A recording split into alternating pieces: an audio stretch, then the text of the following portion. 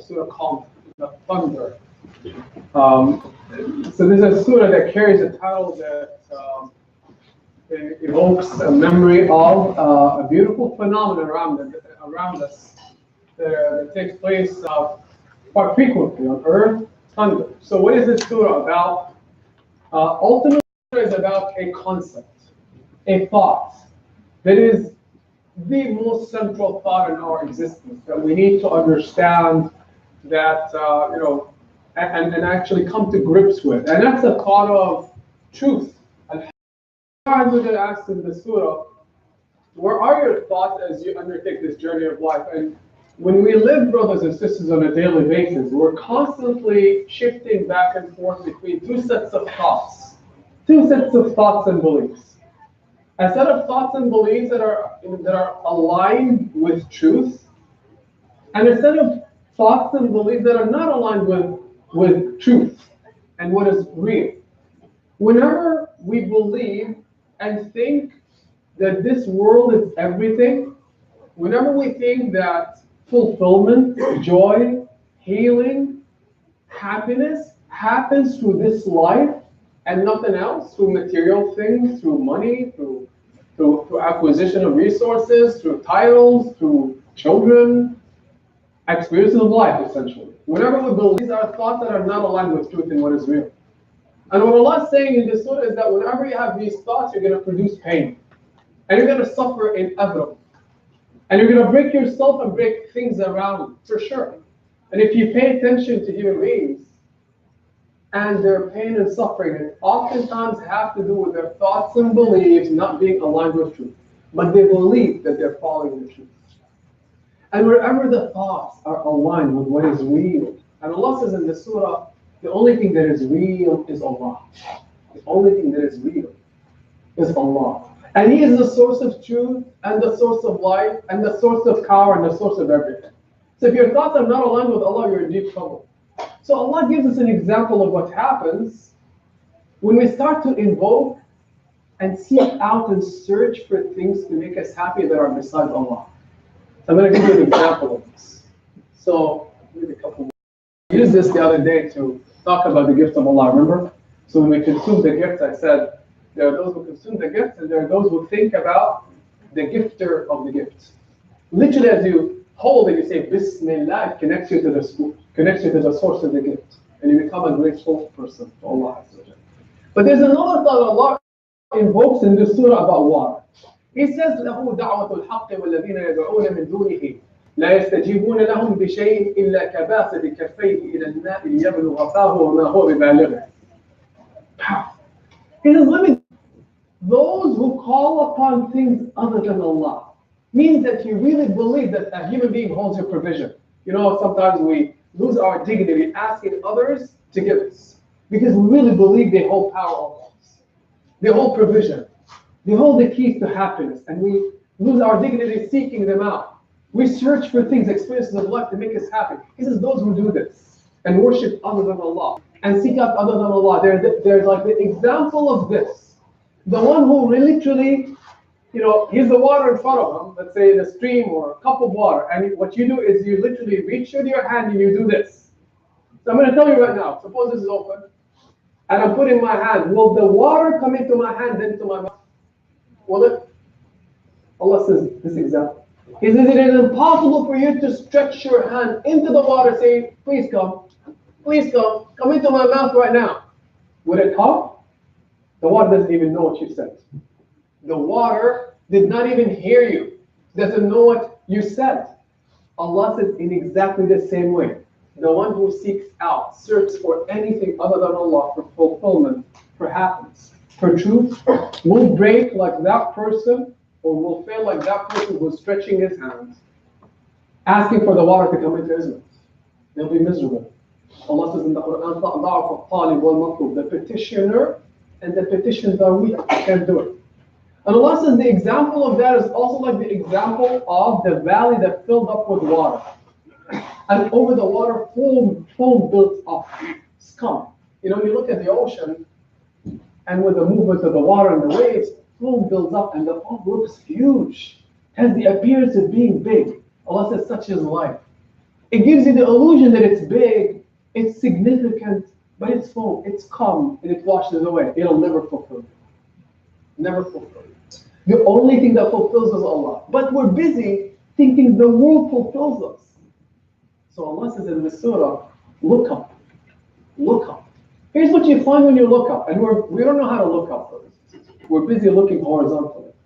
We know very well that in a dark night, at least in the distant past, they used to look up to the sky for what? Direction. Isn't it funny that when I need direction, you would think I look at here, GPS. Well, their GPS was to look at the heavens and the stars. And Allah talks about this. Allah says, I swear by the location of the stars. They're guiding you to find your way out of the darkness. So for me, for my eyes to find light, to find direction, I need to look up to the heavens. Do you think that's an accident? It's not an accident. Allah's telling you, direction for you physically emanates from up above, not from here. Also, rain, Allah says, comes from where? It doesn't come from earth. Where does it come from? Up above. Why is that? You think that's an accident? It's not. Allah is now telling us, not only the source of your direction, but the source of your provision is from up above. Similarly, truth comes from where? Up above. What do we do as human beings? We think we can invent truth. We come up with the truth. We interpret things as we wish. Allah says it's impossible. You're going to get lost just as the person in the desert who is not looking at the stars as the stars is going to stumble on his face or her face. Look up and you're going to find the source of everything. Allah, Allah, Allah. Allah says if you're not awake then, I'm going to shock you a little bit. What's the surah called? Ra'. What is Ra'? Thunder. You know when you're walking around and rain starts to fall, we've been bothered by the rain this month. Rain is a blessing of Allah. But occasionally what happens before the rain? You hear a what? Thunder. How do you feel when you hear powerful thunder? Powerful. It's disruptive, it's abrupt, it's overwhelming, it shakes you, it frightens you, doesn't it? Where's the sound coming from? Up above. Wow. Allah says sometimes you need an occasional noise from up above to tell you to look where? Look up. And thunder, brothers and sisters, Allah says in the surah, this thunder serves Allah by glorifying Him. And here it is awakening your heart and my soul, your heart and my heart, your soul and my heart to just suddenly look up and be shaken. Because our thoughts are locking us into this world. And sometimes we need to look up to remember that what? Allah is the source of what? Source of everything. To look up and understand He's the source of your life. He's the source of haqq and truth. He's the only thing that is real, and He's the only one you can really turn your hands to and ask and ask and ask. That's what the surah is about. So let me wrap up with this. Because of the emotion here invoked by thunder is all about power. Thunder reminds you of the power of Allah. And perhaps the message also there is that be careful, maybe the next thunderbolt will be what? The one that overtakes everyone. And maybe the one after will be what? The blow in the trumpet. If this is that powerful and it shakes us like this, blow in the trumpet by Israfil. Allah reminds us with these thunders and their powerful noise that the journey is about to be over and you need to be shaken and reminded of the power of Allah. What is one expression? And I'm going to leave you with it.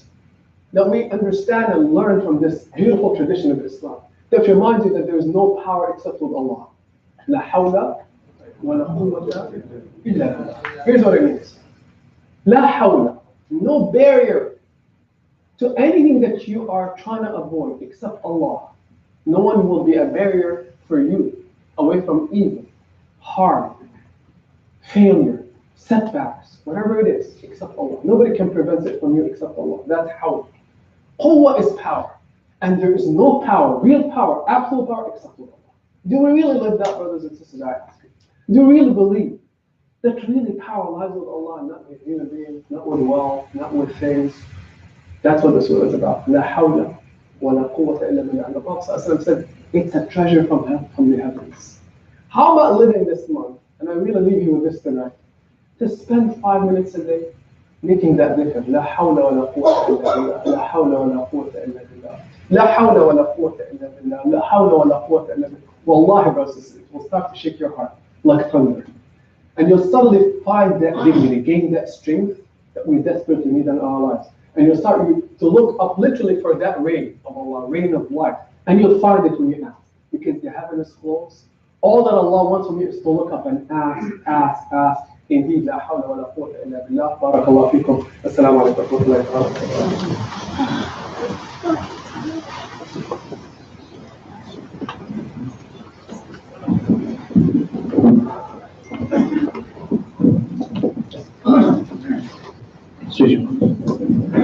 الله أكبر.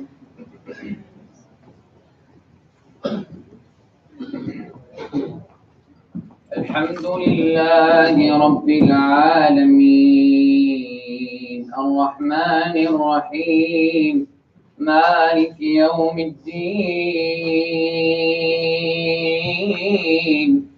إياك نعبد وإياك نستعين اهدنا الصراط المستقيم صراط الذين أنعمت عليهم غير المغضوب عليهم ولا الضالين آمين. ويقول الذين كفروا لست مرسلا قل كفى بالله شهيدا بيني وبينكم ومن عنده علم الكتاب. بسم الله الرحمن الرحيم ألف لام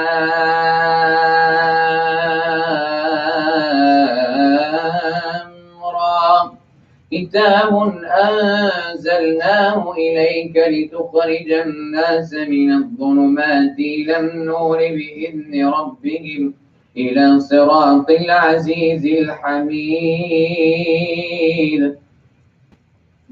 الله الله الله الذي له ما في السماوات وما في الأرض وويل للكافرين من عذاب شديد الذين يستحبون الحياة الدنيا على الآخرة ويصدون عن سبيل الله ويبغونها عوجا أولئك في ضلال بعيد. وما أرسلنا من رسول إلا بلسان قومه ليبين لهم فيضل الله من يشاء ويهدي من يشاء وهو العزيز الحكيم. ولقد أرسلنا موسى بآياتنا أن أخرج قومك من الظلمات إلى النور وذكرهم بأيام الله إن في ذلك لآيات لكل صبار شكور. الله أكبر. سمع الله لمن حمده. الله أكبر. الله أكبر. الله أكبر.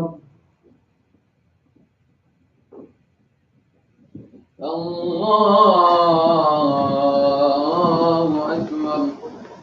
الحمد لله رب العالمين الرحمن الرحيم مالك يوم الدين إياك نعبد وإياك نستعين اهدنا الصراط المستقيم صراط الذين أنعمت عليهم غير المغضوب عليهم ولا الضالين.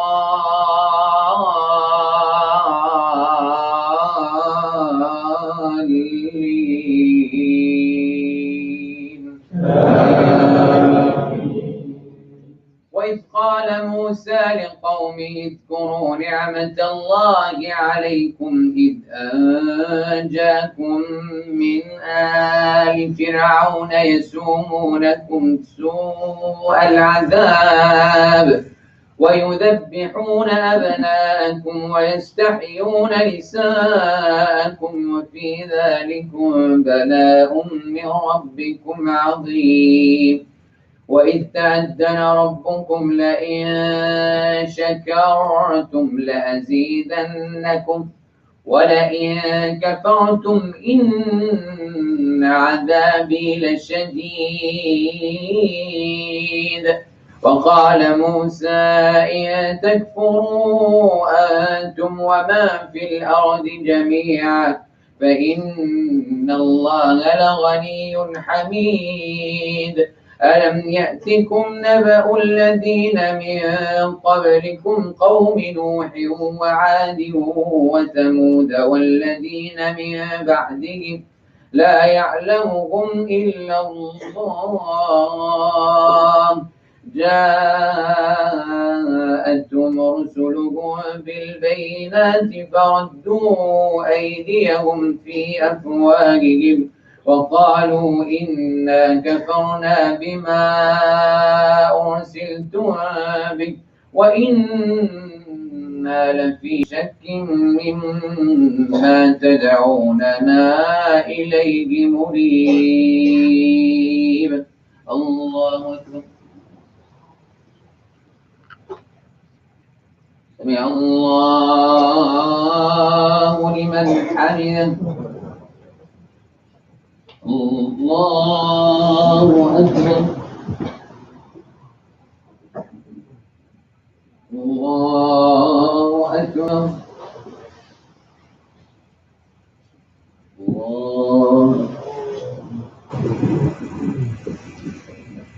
الله أكبر.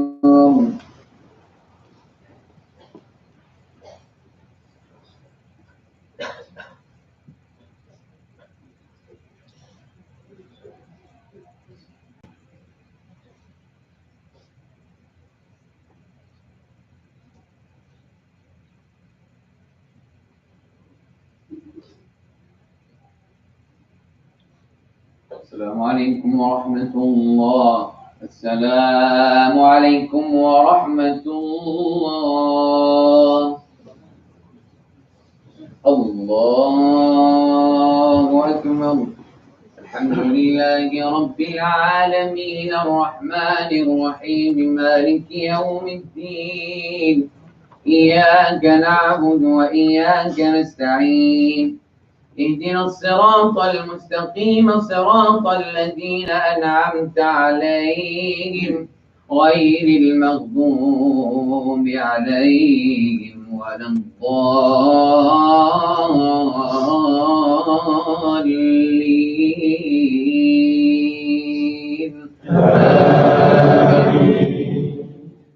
قالت رسلهم أفي الله شك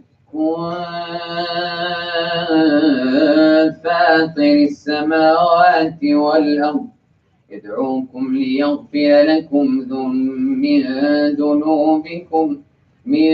ذنوبكم ويؤخركم إلى أجل مسمى قالوا إن أنتم إلا بشر مثلنا تريدون أن تصدونا عما كان يعبد آباؤنا فأتونا بسلطان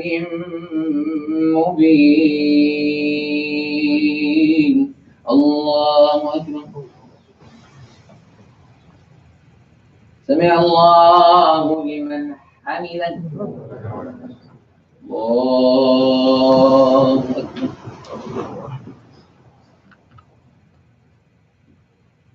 الله أكبر.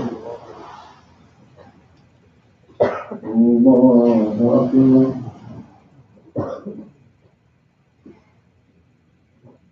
الله أكبر.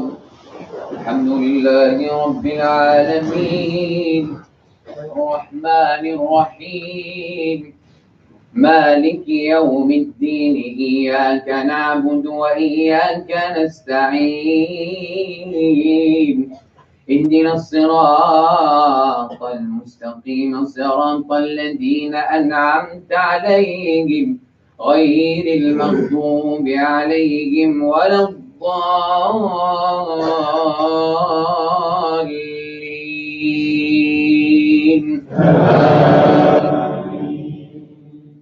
قالت لهم رسلهم إن نحن إلا بشر مثلكم ولكن الله يمن على من يشاء من عباده وما كان لنا أن نأتيكم بسلطان إلا بإذن الله وعلى الله فليتوكل المؤمنون. وما لنا ألا نتوكل على الله وقد هدانا سبلنا ولنصبرن على ما آذيتمونا وعلى الله فليتوكل المتوكلون. الله أكبر. سمع الله لمن حمده. الله أكبر. الله أكبر. الله أكبر. الله أكبر.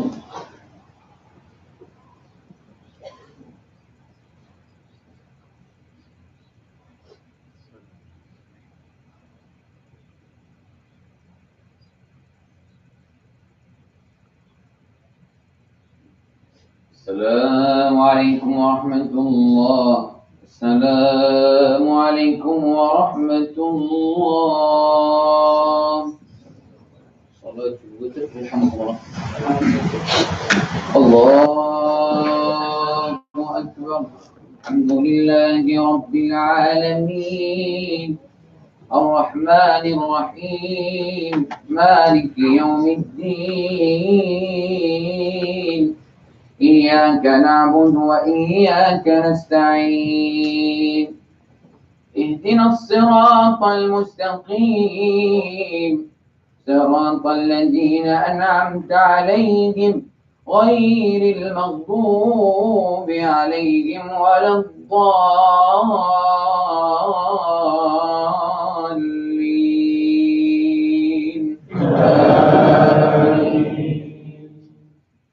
بسم الله الرحمن الرحيم.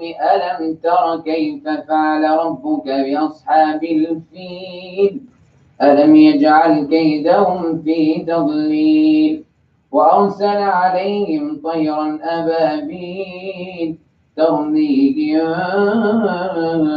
بحجارة من سجيل فجعلهم كعصف مأكول. الله أكبر. الله لمن حمده. الله أكبر. الله أكبر. الله أكبر. الله أكبر. الحمد لله رب العالمين الرحمن الرحيم مالك يوم الدين إياك نعبد وإياك نستعين اهدنا الصراط المستقيم صراط الذين أنعمت عليهم غير المغضوب عليهم ولا الضالين.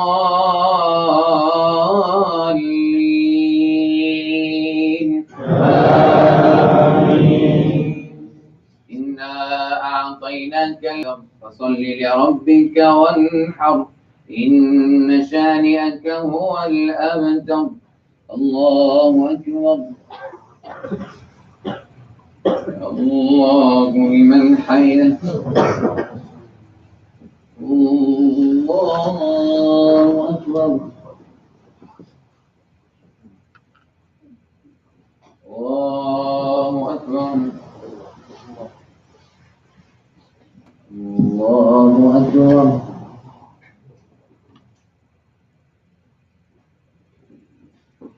الله أكبر.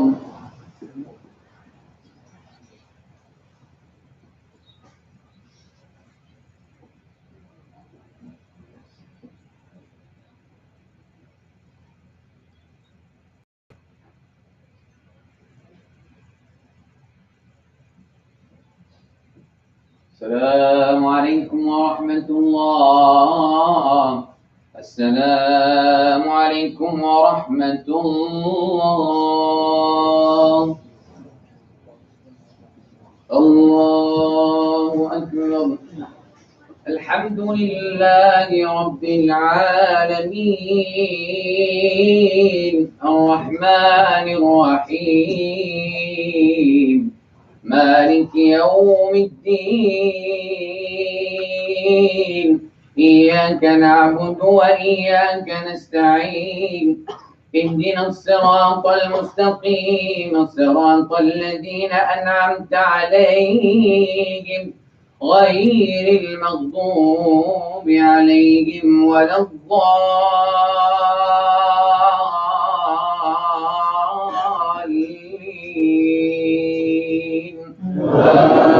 آمين. قل هو الله أحد الله الصمد لم يلد ولم يولد ولم يكن له كفوا أحد. الله أكبر. سمع الله لمن حمده. اللهم أعد علينا رمضان أعواما عديدة وأزمنة مديدة. اللهم أعده على الأمة الإسلامية كلها يا سميع الدعاء يا من لا يعجزه شيء في الأرض ولا في السماء. اللهم أنقذ مقدسات المسلمين من عبث العابثين وعدوان المعتدين. اللهم أنقذ المسجد الأقصى يا رب العالمين يا عزيز يا حكيم. اللهم ارزقنا فيه صلاة قبل الممات يا رب الأرض والسماوات يا حي يا قيوم. اللهم انصر الإسلام والمسلمين وإخواننا المسلمين في فلسطين وفي كشمير وفي كل مكان. اللهم ارفع الضر عن المتضررين والبأساء عن البائسين. اللهم إنك عفو تحب العفو فاعف عنا. اللهم اجعل خير أعمارنا أواخرها وخير أعمالنا خواتمها وخير أيامنا يوم نلقاك. اللهم لا تجعلنا ممن حظه من صيام الجوع والعطش ومن قيام السهر والتعب. اللهم إنا نسألك مسألة الخائفين ونبتهل إليك ابتهال المذنبين ابتهالا ودعاء من خضعت له رقابك ورغمت لك أنوفهم يا رب العالمين. فتقبل دعاءنا وصيامنا وصلاتنا يا حي يا قيوم يا ذا الجلال والإكرام. سبحان ربك رب العزة عما يصفون وسلام على المرسلين والحمد لله رب العالمين. وصلوات الله وسلامه على خاتم النبيين وسيد الأولين والآخرين نبينا محمد وعلى آله الطيبين الطاهرين وعلى صحابته الغر الميامين وعلى التابعين ومن تبعهم بإحسان إلى يوم الدين. الله أكبر.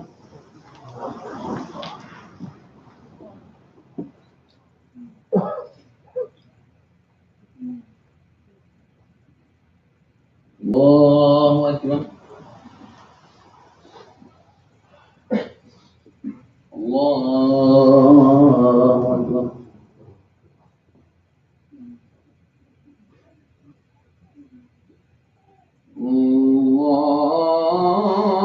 الله أكبر.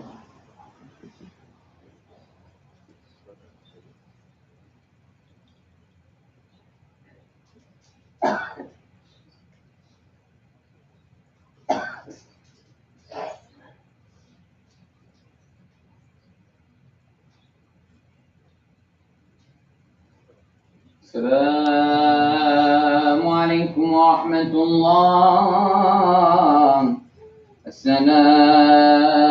السلام عليكم ورحمة الله.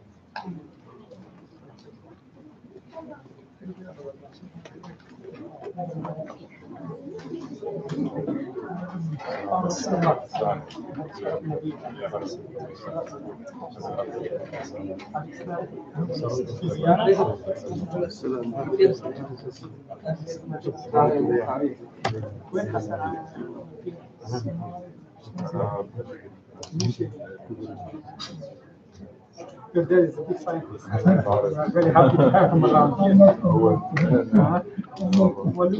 هو الاسم الحسن.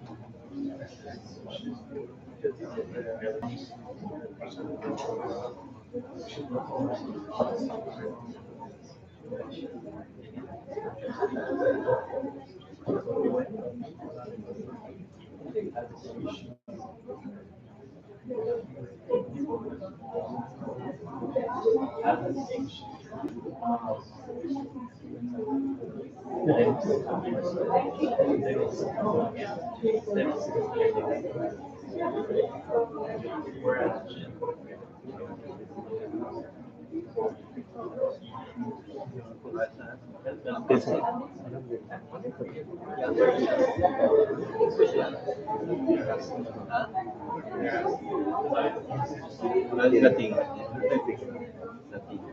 It's the ordinary. It's the ordinary.